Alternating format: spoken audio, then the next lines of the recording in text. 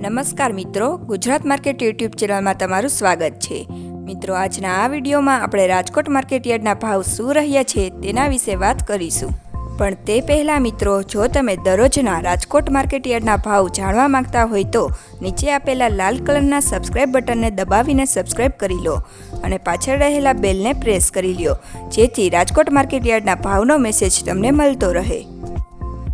તો ચાલો મિત્રો, આજે રાજકોટ માર્કેટ યાર્ડમાં શું ભાવ રહ્યા છે તે જાણી લઈએ। ઘઉં લોકવાન 580 થી 625, મગફળી ઝીણી 950 થી 1200, મગફળી 920 થી 1103, કપાસ 1321 થી 1500,